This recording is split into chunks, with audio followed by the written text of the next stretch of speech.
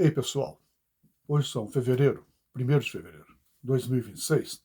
Acabei de fazer um vídeo sobre cara de pau do CEO do Banco Master.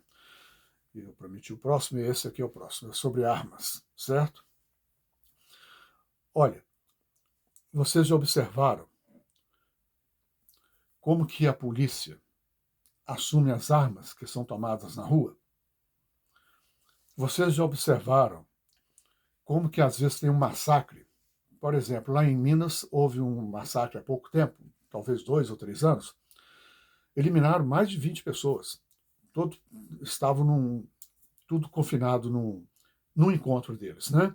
De bandido. Estavam dentro de uma espécie de uma chácara, uma casa de chácara, e a polícia chegou, fuzilou todo mundo.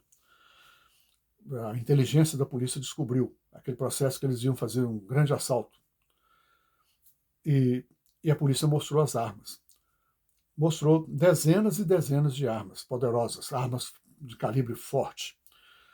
Só que a polícia esqueceu de esconder a etiqueta que estava vindo nas armas, porque as armas não eram, aquilo ali era uma mentira tremenda, certo?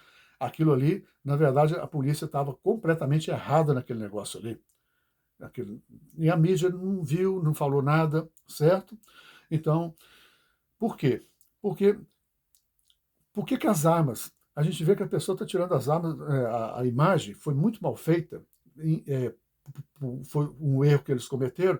A gente vê que uma senhora policial vem trazendo as armas que estavam dentro de uma espécie de um carro, uma caminhonete, coisa assim, toda protegida, e pegando e trazendo e colocando, tudo com muito jeito, mas tinha etiqueta, o bantinho amarrado, e o crime, a situação do massacre tinha sido feita assim, talvez a 7 ou 8 passos aonde ela estava, que a gente vê à frente de toda a casa, onde houve todo o tiroteio, e onde, inclusive, não tem nenhuma parede furada.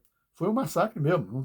A polícia fala que responderam com a ordem de prisão, responderam com um tiroteio. A gente não vê tiroteio de nada. A gente vê que é lá dentro que houve. É como se estivessem dormindo, certo? Mostra 10 ou 12 carros que a polícia fala que é deles, estavam ali também. Pois é, armas novíssimas. Então eu tenho para mim que aquilo foi tirado do almoxorifado da polícia para tampar aquele crime que houve ali, aquele massacre. Quando ocorre isso, aí vocês vão dizer, mas o senhor está achando ruim disso? Que seja o que for que a polícia mostrar. As outras armas vão dizer que estavam muito ensanguentadas. Gente, quando ocorre isso, é porque a polícia está por trás. É uma maracutaia. É uma maracutaia. Ou vocês acham que a nossa polícia é santinha? Vocês não estão vendo aí, aqui na mídia digital, mostrando como que carros policiais vêm atrás de caminhões que estão cheios de droga, protegendo? Eu não vou ficar falando detalhes, é tanta coisa. Eu aprendi desde pequeno.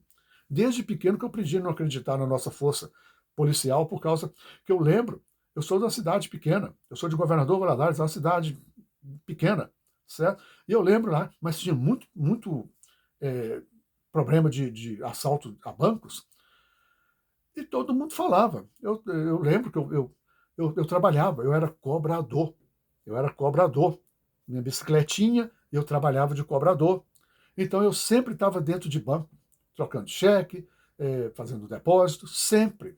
Minha vida, lá para os meus 14, 13, 14 anos, era assim, certo?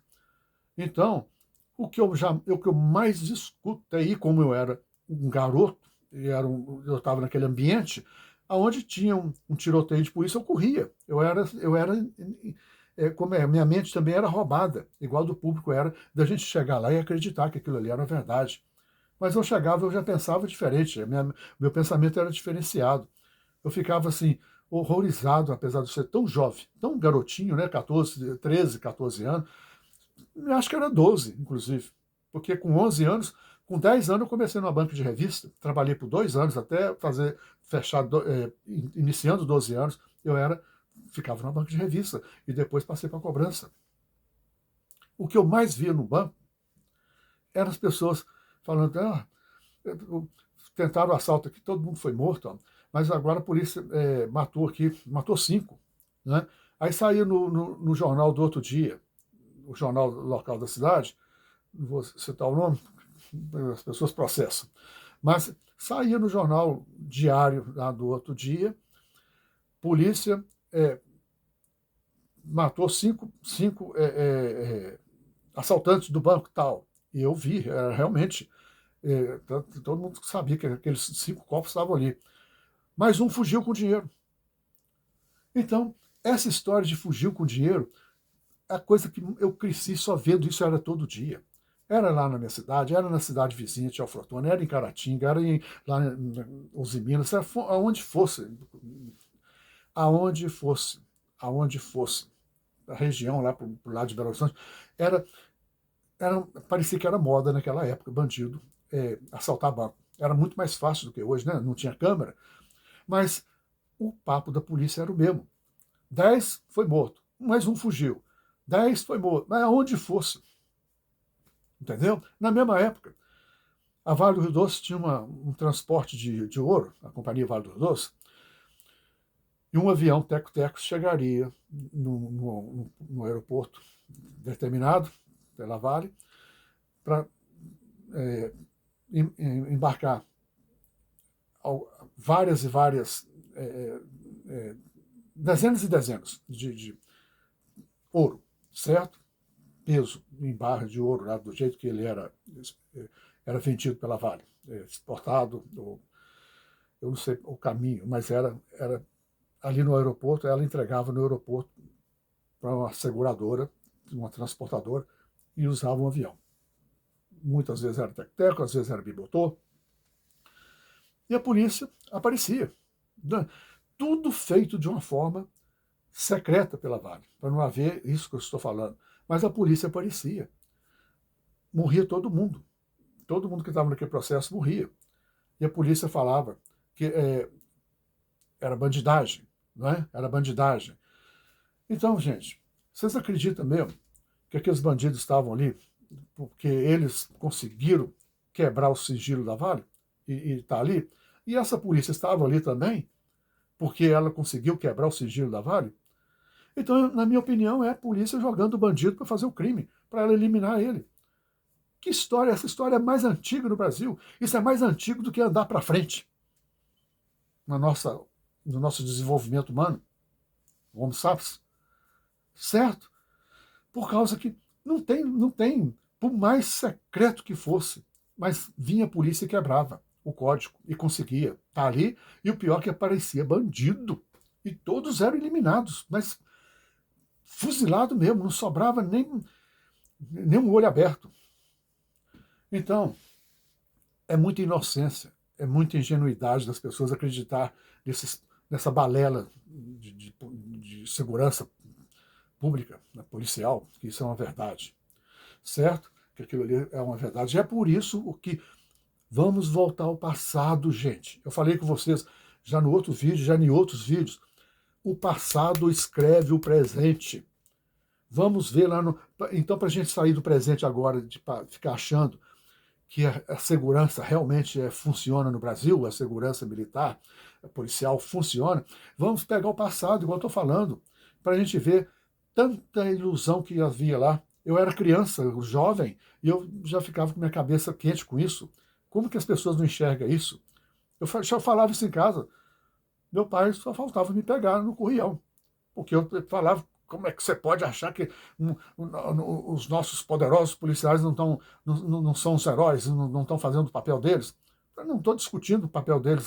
Eles são poderosos, eles são bons, mas está tendo uma corrupção dentro. E toma tapa. Entendeu? Então, gente, o que eu quero falar aqui agora desse vídeo, agora é presente, e que eu vejo de novo uma corrupção gigante dentro desse processo militar. Nossa segurança pública, certo? Os nossos policiais. Olha, vocês já observaram, que eu perguntei lá no início, né? Como que a polícia vem, faz um massacre, as armas são mostradas, inclusive, agora no último no Rio, os 2 últimos, né, que ocorreu de um ano para cá, as armas tudo em pé, mostradas, não é? Na Bahia teve 3 ou 4, de um ano e meio para cá, massacre absoluto, as armas tudo mostrada, certo? A minha pergunta é o seguinte, e é o motivo desse vídeo. Vocês realmente acreditam que essas armas, elas existem na mão desse bandidismo? E, e se existem, põe atenção, se existem, porque foi mostrado o vídeo com um bandido na mão, com uma arma na mão. Por que, depois que é mostrado em público pela polícia, essas armas somem? Compreende o meu ponto de vista agora? Compreende um pensamento diferenciado agora? Por que elas somem? Certo? E vocês já observaram também que em muitas situações militares, no Rio, Bahia, Espírito Santo, nosso Espírito Santo aconteceu demais, certo? São Paulo, a gente vê praticamente as mesmas armas. Por favor, voltem aí no YouTube ou em outras redes sociais, onde tem. Começa a observar as armas para vocês verem. Faça como eu fiz. São as mesmas, praticamente as mesmas. Que coincidência, rapaz, um negócio desse, ó, na mão dos militares, entendeu? Então, isso é um cala-boca. É isso que eu quero dizer, é um cala-boca. É a polícia que atua de uma forma cruel, porque não está sabendo dominar o bandidismo, então vai e massacra. Não precisava de haver um massacre. Com gás lacrimogêneo você vence, não é? Lembram no Jair Bolsonaro, o senhor Jair Bolsonaro, um rapaz que fugiu porque matou os pais, pobre de um coitado que andava de bicicleta de carga, coitado, trabalhador, mas temperou a cabeça um dia lá e fez um crime familiar. A área dele era gente pobre, achou que ele tinha que morrer, porque é um, como se diz, pensamento errôneo da população que é pobre, né? Acho que é com morte que corrige. E ele fugiu para o mato. Foi mostrado por semanas, parecia que era um exército, uma coisa vergonhosa para o Brasil, um exército de gente seguindo um sujeito que mal tinha uma arma na mão. E ainda para piorar, eliminaram ele dormindo na cama, num casebre quase que abandonado no meio da mata. Quer dizer, não tinha como vencer com gás lacrimogêneo, não? É o que eu estou querendo dizer. Então, tem muita coisa errada, cala a boca. O povo achar assim, não, matou, tá certo. Mas a gente tem que ver por trás. É o processo. Então, a incapacidade de lutar contra o problema da polícia naquele momento ali, certo? E que pôs a imagem do Brasil para baixo. Lá nos Estados Unidos, lá na Europa, lá na Ásia. Onde foi, falou, nossa, que povo lá, a polícia lá é zero. Precisava de que tanto de policial armado até os dentes para combater um pobre do sujeito que a gente está vendo, que é um pobre, parece que até morador de rua, coitado, todo despreparado de tudo, nem roupa direito tinha, não é? Pois é, gente. Então, eu trouxe o problema, agora eu vou dar uma solução, na minha opinião. E vocês façam o comentário de vocês. Escrevam e coloquem o comentário de vocês, por favor. Eu não sou dono da verdade. Olha, o que vocês acham? Nós estamos um ano eleitoral, começando o ano eleitoral, né? O que vocês acham de vocês cobrarem dos candidatos que vocês vão votar? Seja PL, seja PT, o que partido que for, certo? Seja quem for. Seja o governo que quer se reeleger, quem for, certo? Eu não estou dentro de doutrina nenhuma, ideologia nenhuma. O que vocês acham de vocês cobrarem uma lei governamental que force, que vai ser lei, não é forçar não, tem que cumprir. A polícia pegou um marginal de rua, um assaltante de rua, seja o assaltante a pé ou de motoca, seja o que for, seja no complexo que for a atitude desse indivíduo criminoso. A polícia recuperou a arma, pegou a arma. Ok, essa arma tem que ser imediatamente mandada para um órgão que o governo vai criar. Esse órgão vai receber essa arma imediatamente, em menos de horas. Pegou ali no crime, já sai um camburão dali, ou um policial em moto, seja o que for, levando a arma para chegar nesse centro. Toda a cidade vai ter. para ela ser imediatamente eliminada. Essa arma vai ser completamente cerrada, destruída, fundida, certo? Olha, vai mudar muitas coisas, eu tenho absoluta certeza. Eu tenho absoluta certeza, porque lá para trás, no nosso passado, eu sei que tem muita construção de crime em cima de armas que foram pegas na rua. Então a polícia está por trás. Então isso vai ajudar a polícia a não ter essa atitude, então não ter esse favorecimento, essa mão para poder ficar usando armas que já são catalogadas pela própria polícia, mas que simplesmente aparecem para fazer fachada, certo? Só para terminar aqui, já tem 15 minutos, só para terminar aqui, olha, há pouco tempo atrás, tem no Rio e também tem em São Paulo, que foi, mas eu tenho certeza que tem no Espírito Santo, tem na Bahia, é o país todo. Foi descoberto espécie de garagens fantasmas, certo? Mas que, na verdade, elas eram uma espécie de fundição, de transformação. Ou seja, os indivíduos que estavam trabalhando ali, eles pegavam armas que apareciam. Eles não contam de onde que aparecia, pode ser da própria mão da polícia. Não é? E essas armas eram recuperadas, certo? Rifles, revólveres, metralhadora, o que fosse. Chegava e eles faziam essa transformação. Conseguiam impressionante, impressionante. Conseguiam, através do correio, chegar, né, as peças para ele, peças de fora do país chegavam para eles, certo? Eu falei correio, mas tem outras empresas envolvidas, empresas de transporte, ok? Desculpa. E deu em quê? Porque aquilo ali mostra que aquilo ali é uma indústria é uma indústria de segunda linha dentro dessa indústria de armas. A nossa indústria de armas, né, como a Taurus, por exemplo, ela existe, ela é legalizada, e a gente sabe tudo que é produzido ali, é vendido, ou é eliminado, armas que estão deficientes na fabricação são eliminadas. Não é? É uma indústria gerenciada perfeita, certo? Nada contra. Mas a segunda linha, a linha, como se diz, a linha da transformação, corrupção, né?